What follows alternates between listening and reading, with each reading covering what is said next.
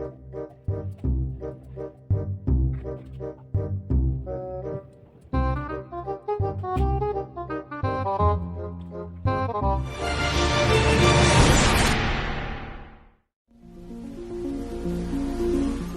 everyone, welcome back to Sir Fox 7 channel. For today's video, magkakaroon tayo ng short review about finding the electric potential. So we have here a problem. Calculate the electric potential of a charge 25.0 nanocoulomb at 1 meter. In solving problem, we always determine the given. So what are the given of this problem? We have two. First is charge, which is equal to 25.0 nanocoulomb, and our R is equal to 1 meter. Since electric potential is denoted by V, which is equal to K times Q over R. And our K here is Coulomb's constant, which is equal to 9 times 10 to the power of 9 Newton meter squared per coulomb.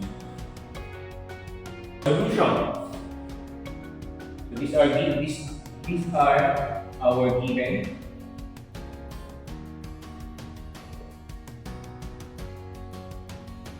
And our solution, V is equals to K times Q over R. By substitution, your K is 9 times 10 to the power of 9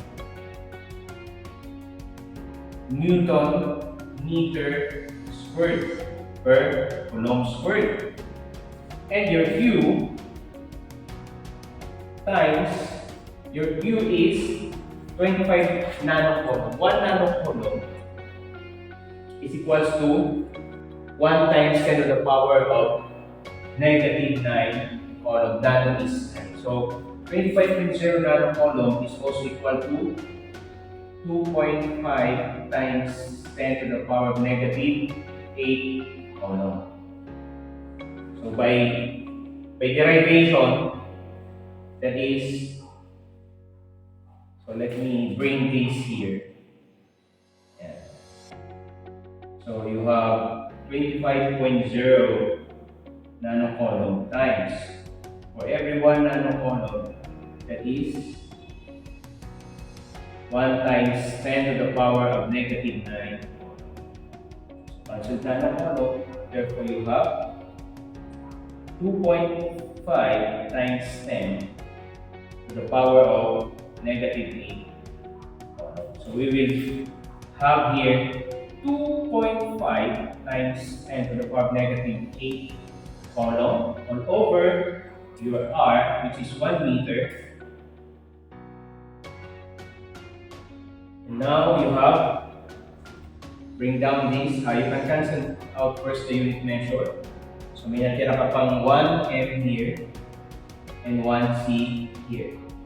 So therefore you have 9 times 10 to the power of 9 Newton meter per coulomb times 2.5 times 10 to the power of negative 8. And your V is equal to 225 Newton meter per coulomb.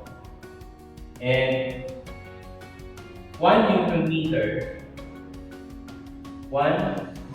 meter is equals to 1 joules. Therefore, you could also have 225 joules per coulomb. This is now your electric potential.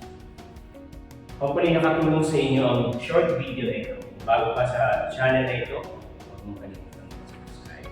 Hit ang notification bell para updated ka sa mga susunod ko. Happy learning!